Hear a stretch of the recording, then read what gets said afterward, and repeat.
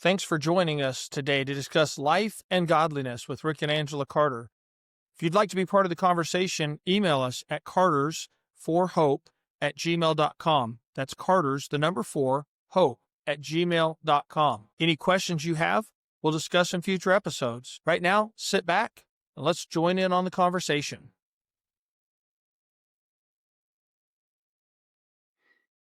Hey, everybody. Something just fell. We are here still in Plymouth, England, and we are with Wayne and Linda Grissom, and we finished the marriage conference here, and it went great. Well, Yeah, and so we had a really good time, and we had a little bit of time to be able to do an extra video here before we left, and we thought, with all our traveling, just in case something happens down the way, and prevents us from being able to record one. That way we're kind of get a little buffer one here. ahead. One ahead. Anyway, we received this request twice for topics. And so this is a double requested topic on preparing missionaries and how to prepare your missionaries and how to help them structure their finances. Mhm. And as a pastor, we were blessed to be able to train and send out a number of missionaries. We inherited one, and Brother Gossmeyer was already on the field when we came on. And then we sent out 6 missionaries and prepared and sent out 6.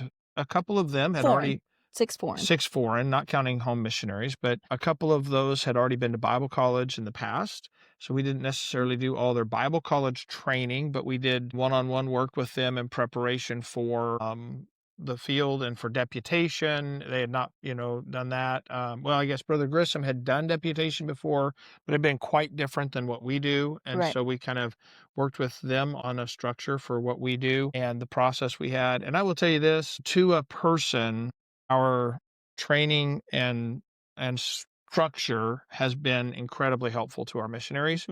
The getting to the field part, when they were ready to go to the field, it was easy for them. Okay, so kind of explain the kind of what missionaries go through when they get to the field. What is their process that they have to go through? Once they get to the field, what are things that they have to do? Because I think that will help them understand why we taught Right. what we did. So when they get to the field, they're going to have to, obviously, they got to go through the visa process. And that Visas can be, are not free. no, they're very expensive, and it can be tens of thousands of dollars. Sometimes they have to have, before they can go, they have to have homes rented before they can even apply. Some places are different. Some places you can get your visa, then you get your house. Some places you have to have a house secured for a year before you even apply for your visa. And then, you're not guaranteed a visa, but you had to pay for that house for a year's rent. And it can be challenging. We always encouraged our missionaries to use an immigration lawyer familiar with that particular country.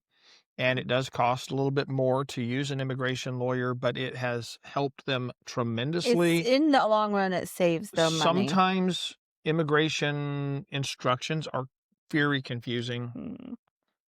When people from other countries when they translate it in English, it's not always actually clear. Sometimes It doesn't always make sense. errors. It doesn't make sense. And it's a different system, and it's hard to always know exactly, how to navigate that. And an immigration lawyer is versed in that particular country's processes. And so, a lawyer from that country that deals just with immigration. And I found from our experience with our missionaries, it's not overly expensive.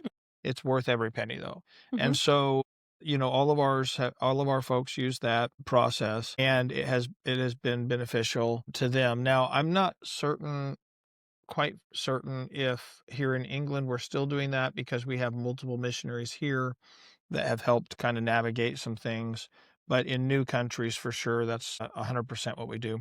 I think they did. I think they did, but they I used a couldn't lawyer, remember for sure. But because of the sponsorship laws. yeah, so visas, and how you're going to go in, the type of visa you get, all of that matters.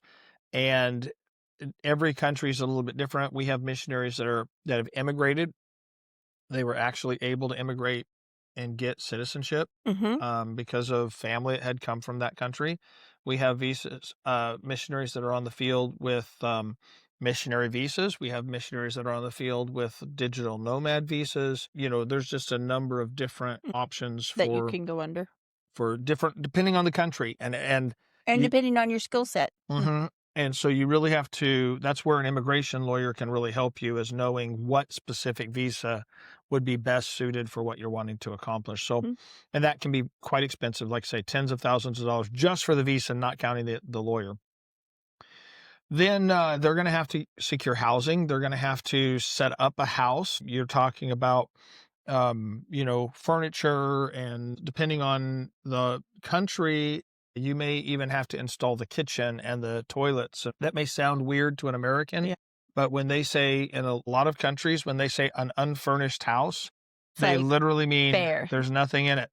There's no kitchen, there's There's no nothing. cabinets, there's no So toilet, you there's go to no IKEA and you order you make all your measurements and you order your kitchen. yeah, and then they deliver it in boxes and you have to assemble it. And um so there's differences there. And so they're going to have to set up a house. Now, some missionaries take a container, and that's fine if that's what they want to do. But what our experience has been over the years, early on, this is going to sound strange to Americans, but door sizes aren't even all the same No. in countries. American furniture sometimes won't fit through the doors in other countries. Not every Um, country is ADA regulated. And so you've got distinctions there. You've got room sizes. You've got things just aren't the same everywhere. A Mm. king size bed isn't the same size worldwide. A queen size bed isn't the same size. So you take an American size and you put it in sometimes into another place and it just doesn't work. Hmm. So Not to our mention recommendation electricity well, for yeah, you can't plugs take and anything electrical from the US hardly anywhere in the world, to be honest. yeah. You really need to know that. But if you're coming to Europe, for instance, or Asia, everything's 220. You cannot function It'll like you can't fry take your your equipment. blenders and your, mixers and Mhm. whatever stuff like that. Hair Hair irons and tools. yeah. So that stuff all has to be purchased once you get there.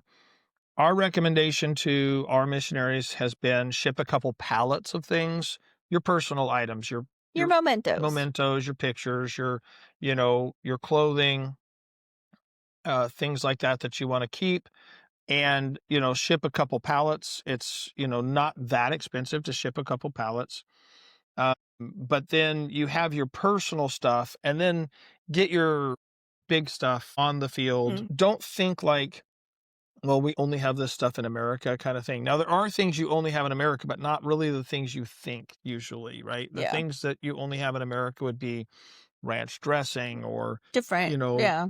things like that. And it's good to know some of that. Minute things. Yeah, some of that before you go. And if you want to include that in your palettes, you could. But anyway, so those are some things. And then sometimes you get to the field, you have to get a vehicle in most places. Well, when you get to the field, you may or may not be able to get a vehicle right away. So you have to rent. You have to rent a car. That can be quite expensive. In Italy, our experience is someone has to be in Italy somewhere between 6 months to a year before they can officially own a car. And You so have to have your permesso to there's be able like to own a 6 car. different things you have to have. Yeah, it's It's really crazy. crazy. Mm. Now, it's not that way in every country, but some countries are that way. So you may have to pay for rentals for a while, plus then buy a car.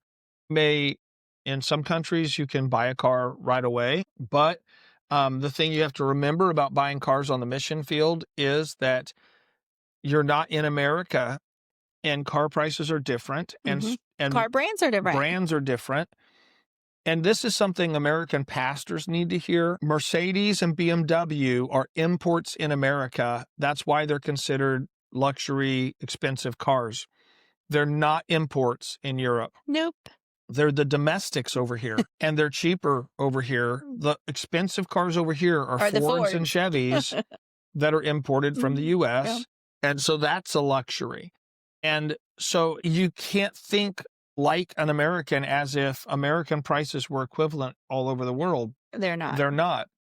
things that are domestic here are cheaper and things that are imported are more expensive. Just like in the US, it's just reversed. We always joke, what do you call a taxi in Europe? Or what kind of car is a taxi in Europe? No, what the joke is, what do you call a Mercedes in the Oh, rest of the world? yeah. A A taxi. taxi. Yeah. Because that's common. Yeah. It's a common taxi vehicle worldwide, Yeah. except in the Yeah. US, right? Because So, it's an import. because it's Yeah. an expensive Yeah. import. Um, you've got to have that understanding. It's not the same, and you've got to live in the economy. And the other thing about that is that we always tell our missionaries, don't sit around factoring what did it cost in the U.S., what's the exchange rate, da da da da da.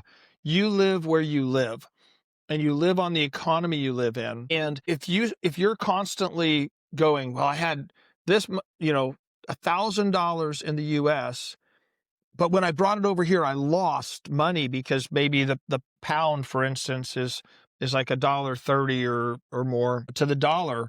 And so I brought it over here and now I only have $750, $700. And it's not that. You still have $1,000.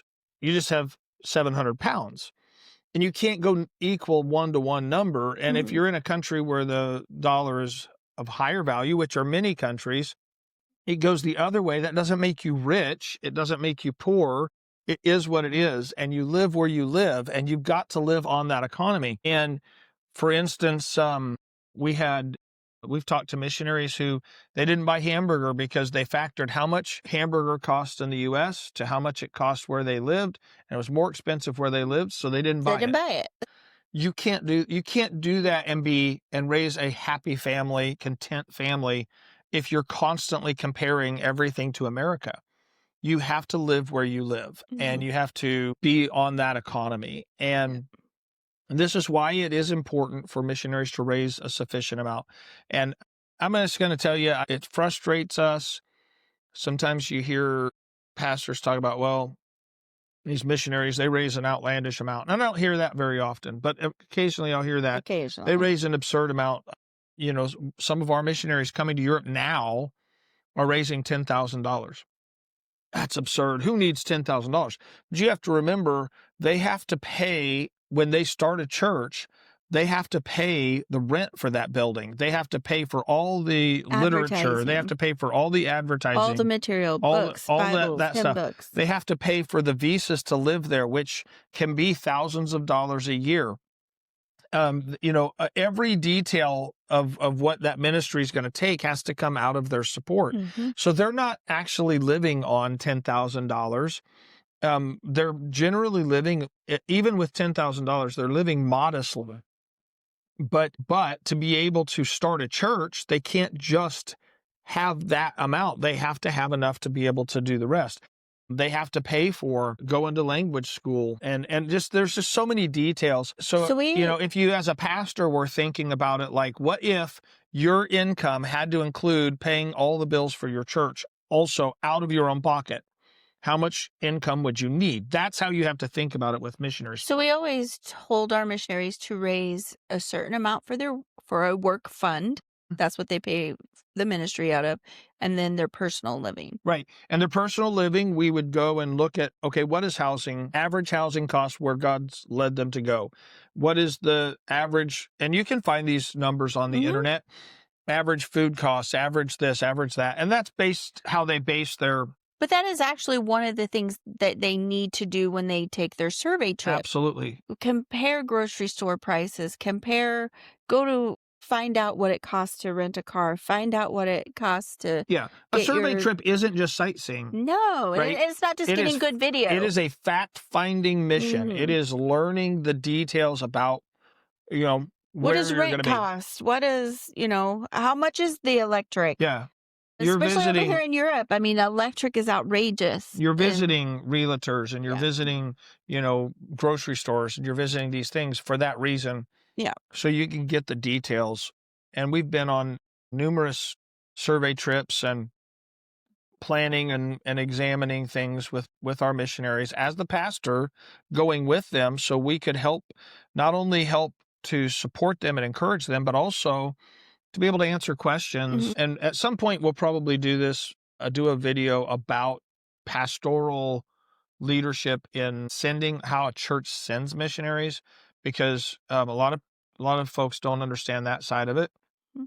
But so all of those details go into how much funds they need to raise, how they're going to be able to navigate that process. So Mhm. there's a There's a ton ton. We on could that do a end. whole video just on that. So how do we prepare them for all of that? Well, one, we had to prepare them for their survey. In the survey trip, we have to that's part of preparing them for deputation, Yes.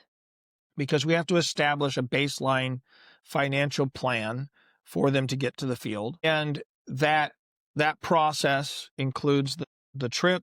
Our church, for the most part, paid for those trips. And I think maybe once we didn't because of some financial circumstances. That was during COVID, but we helped. We helped. We weren't able to pay for the whole thing, but we helped significantly with it. So, but for the most part, we've tried to pay for the entire survey trip when they're going to a new country. It's cheaper when they're going to a country we already have a missionary in, Mhm. because that missionary can already help us with some of the details and so forth. But then, the survey trip gets preparation. We spent a minimum of 1 year with our missionary working on missionary related preparation, Mhm. right? Usually on staff. Yes, Angela talked to the wife a lot, Mm. worked with her about, you know, when you're in churches, things, Help, how to don't just help, sit how to around, work, how offer to to help, serve. minister. And You're that there to minister too. right, and not that any of the people we sent on No. deputation weren't already that way, but just, Reading. reiterating, reminding.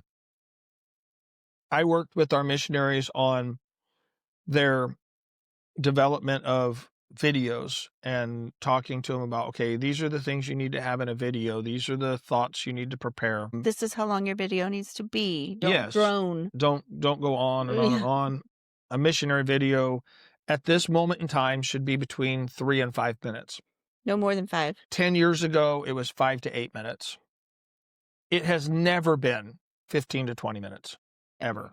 Those videos are ridiculously long. You lose the interest of your And you say audience. 3 to 5 minutes, that's too short. The goal of the video isn't to preach a message or whatever, it's to introduce your family in the field, and you can do that in 3 to 5 minutes effectively, and then you still have time to preach and teach and so forth, and express your heart, That's where so the preaching comes in. that is part of that process. But so I would work with them on that. We had staff that would help them. We in our church that would help them with some video. They would do some of their own. We would have different ministries that they might work with, various different aspects. Prayer cards, display tables. That was one of the things we would talk about while we were on our survey trip. Be looking for things, to put on your display table. How are you going to present yourself to these churches, and what is it you want to present about this country, novelty type wise, so to catch interest and so forth in the country. And so we would do all that. I would work with the man on preaching, and all of our guys had been through Bible college before they went on deputation, so they'd already been through homiletics and so forth, but we would just go through a little bit more detail on preaching, and I would have them read often the book Preaching for the Rest of Us. I feel like it's a good book. All of our feedback from churches has been our guys have done a great job with the Mhm. preaching side of it, and so that's a blessing, just working with them on preaching, preparation, I usually delivery, had all the of that. wives teach a lesson to all the ladies or at a Bible study so they would get familiar with what it feels like to teach, because sometimes the churches they would go to would ask them to teach Right, or do a lesson or a ladies or a mothers or something, right.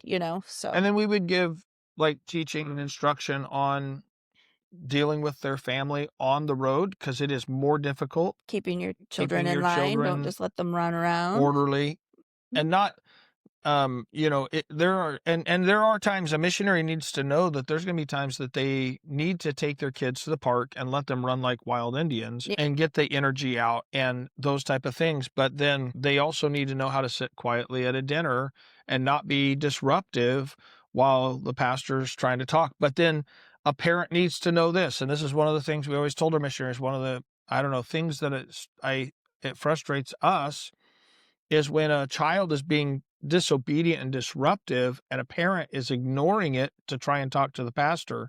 And as a pastor, I'm just telling you, you needed to give your attention to your child. And I would rather you demonstrate that you parent than to ignore your child and try and talk to me because you think I'm more important. Your child at that moment is important to deal with. Now, if your child is so disruptive that you cannot have conversations with adults consistently, then you're not ready for deputation. Yeah, you need to do some more training. You need to do training with their child. Mhm. And that's part of preparation, right? That's Mhm. part of getting ready. So there's all those kind of details. I don't expect children to be perfect. I don't expect children to never have incidents or issues, but I want to know how do you parent when they do, right? How are you going to deal with that when it Because comes if you up? don't deal with it here, you're not gonna deal with it on the field, and that's gonna hinder your ministry. And it's not just going to hinder your ministry, but our concern always as a pastor wasn't just for the number of people that are going to come to church, but we want their family to be cared for. We don't want those kids and that wife to come over here and suffer and struggle and them to lose their family, lose their kids. I mean, that's an Mhm. important, that was always a very important thing for us to think about and to prepare for. So those are all factors that we would take into consideration as we were preparing and training our missionaries. Now then, the finances. We talked about establishing the finances as far as the overall number, but how did we do the finances for deputation? And this was something unique that I don't know if anyone else does this or not. Maybe some do now. We started doing this more than a decade ago, and it just worked. It worked so well. Obviously, part of preparing to go to the mission field was preparing them financially before they started deputation. They needed to be as close to debt free as possible and not have a lot of stuff hanging over them. And then what we did is we said, we're going to give you a base salary when you start, and then you'll take your love offerings to use toward travel, your space salary and your love offerings. And then that for us, that number has been in the past $650 a week. Mm. So, um, you know, about 2,600 a month in base. That usually is enough to pay, you know, if there's some expenses that are left back at home, if there's some, you know, some like phone service and various things like that. Mhm. So that side of it's off your plate. Plus, you have a little more if someone has prepared properly before they go on If deputation. they're not in huge If they're debt. not in big debt, and if they're in big debt, they need to get that dealt with before they go on deputation. Mhm. So, but then as they start raising support, we had our base amount, and for us, that amount is sizable, has been sizable for missionaries that we sent out while we were pastoring. Mhm. And when I say sizable, approximately $1,000 a month for a missionary that we sent, trained and sent. Now, sometimes we since have had folks come in under our ministry since we're not pastoring now, and we haven't necessarily brought them up to that level, but we definitely support them at a higher amount than a Regular. regular missionary support that we would have. And it depends on if they were already fully supported and things like that. There's some adjustments. The $1,000 was of that, you know, um, of that 2,600, 1,000 of it is continual support. Mhm. Okay, and then 1,600 of it is provisional, or it's temporary. Mhm. So as they raise support, let's say they start having their first church takes them on and they start having $100 a month come in. That $100 applies toward the temporary support that we're providing, and that so that reduces our amount of input by $100. That first $100 comes in. And then each month, as their support level goes up, it chips away at our temporary supplement until they are on only long-term support plus the support that they are receiving from other churches. So that 650 number stay static throughout their deputation. So they're going to receive 650 a week throughout their deputation as a baseline. And then their love offerings above that will help cover other travel expenses and so forth as they go around. Now, what that does is really significant because let's say they're raising $8,000, 10,000. Let's just use the number 10,000. That $10,000 as in month, 12, let's say they have half of that coming in, $5,000 a month, they're only still getting out of that amount of support, they're only taking out that $2,600. Mhm. So $7,400 is just going into their reserve account. It's their money. It goes nowhere other than where they direct it, but that $7,400 goes in there. Then each month that's building up. So when our missionary is ready to go to the field, they may have as much as $70,000 In the reserve in their account. reserve account. And that 70,000, you say, oh, that sounds like a crazy amount. That's way too much money. It is It will go quickly. yes, it'll go quickly. 50 to get set up on the mission field, with visas, with rent. Like I said, a lot of times you have to pay an annual rent. You can't just do month to month. And so, because you're a foreigner, so if you have to pay annual rent, you may pay $20,000 to $30,000 a year in rent, depending on where you're at. And part of the visa process is they have to have so much in their bank account. Yes. In Europe, a lot of times you have to have $30,000 in your account when you apply for a visa. So there's all of these different factors. So having that amount means that at the end of their deputation, they're not like a lot of times missionaries will do. They'll say, okay, our monthly funds are raised. Now we need to raise $50,000 for getting into our visas and getting in the country. Or and all for that. airline tickets. Or Our missionaries never had to do that. No. Their airline tickets, their visas, their establishing foundational things were done. Now we need to buy a car. We had one exception, and that was with the keisters. And the exception wouldn't have been there except for they went at the beginning of COVID, and it prolonged the process where they had to rent a vehicle, and they ended up having to rent a vehicle for almost a year and a half. Yeah, almost 2 years, yeah. and And then the vehicle they had, that they were able to purchase with the funds that It they just had wasn't- left wasn't very It wasn't good. a good vehicle because they had such small funds left in their vehicle fund. And so they did raise money specifically for a vehicle. That was a COVID-related Incident. So, but other than that, we haven't had any missionaries have to do anything like that. And they did that 2 years after they were on the field. So my point is, though, a lot of times what it seems is that missionaries start off with zero. Their home church is not supplementing their income. So they quit their job and they're living on love offerings and bubble gum, and they're barely making it week to week. And there's a lot of faith required, and praise God. And it's not that we are trying to eliminate faith. Our missionaries have to have faith like everybody else. But we try and do it in a way as to not put them in that scenario where they're constantly under the water, because what often happens is as they come out of that stage, they start spending what they have coming in.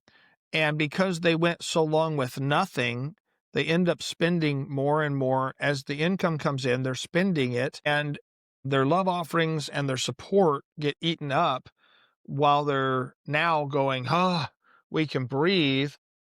And it's kind of like if you wait too long to eat, you overeat. And so by eliminating that aspect with the supplemental temporary support from our church, we eliminated that side of that. And the funds have been there for them to be able to then transition without having to Comfortably, raise. yeah. And I will tell you this, sometimes churches have just said, you know what? We want to give a special offering toward your transition, and that goes into that fund, and it's just helped. That fund has built up to the point where whether it's special offerings or monthly support, they're able to transition comfortably Yeah. and not be overstressed. It's stressful enough to move to another country. It's a huge change. Everything they're familiar with goes away. Having to worry about finances or having to worry about having enough money to do the things that you're used to doing, getting a car, or having a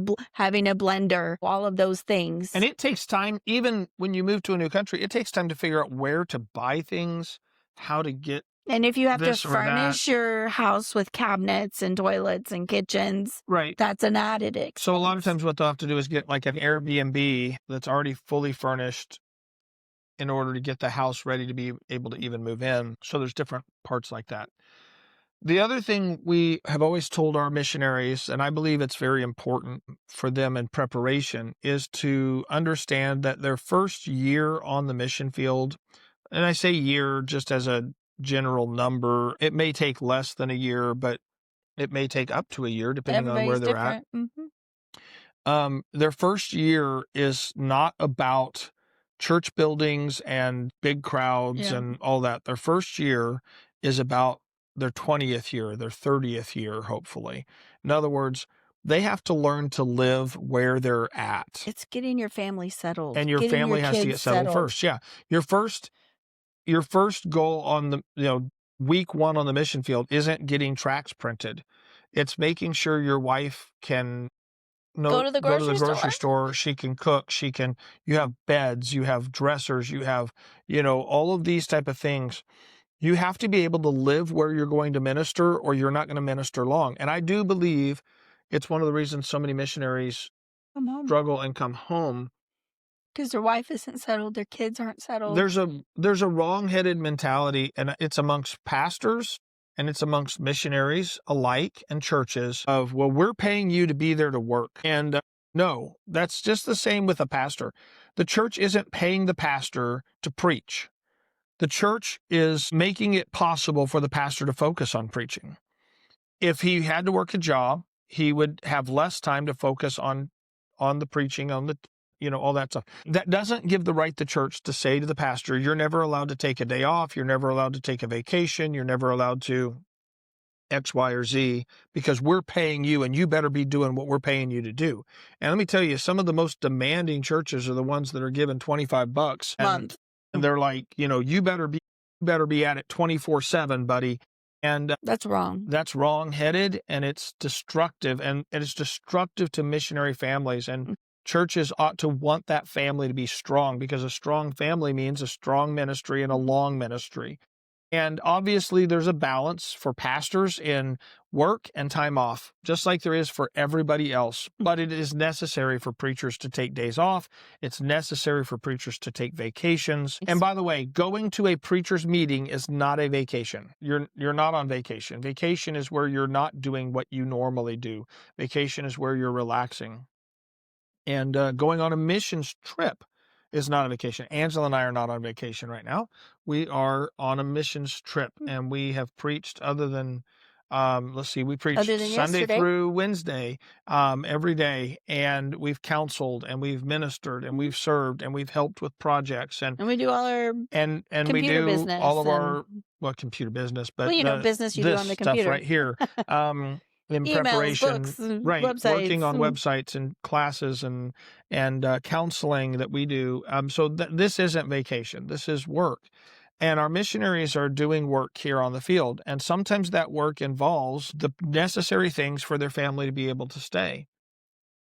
But that still doesn't preclude the idea they do need to take a day off, just like everybody needs a day off. They need to take vacations, just like everybody needs to take vacations. They need to have downtime. They need to have family time. They need to have date nights, just like anybody else. And sometimes missionaries are afraid to do those things because they feel like there's so much pressure from pastors and from churches about, hey, you're there to work, work, work, work. And so it's necessary that they have that understanding. And so that first period of time, be it 6 months, be it a year, the goal in that, and it's not that they don't gradually add work, obviously, but it's not that they get there and they hit the ground running and they're gonna, have a dozen churches within the first 2 years, I mean, they need to get there and be able to Settled. live and be able to establish their family and be comfortable there so that they can, year after year, serve and minister and Yeah. grow, and build people. And it's such an important thing. The longevity of a missionary, is gonna dramatically increase his ministry profitability. I don't know if that's the right word, but fruitfulness over time, because the longer he's on the field, the more investment begins to come in. And so many times we've seen missionaries go and come back after 1 year and they were already burnt out. They were already stressed out. They couldn't handle Because they were living. trying to focus on too many things at once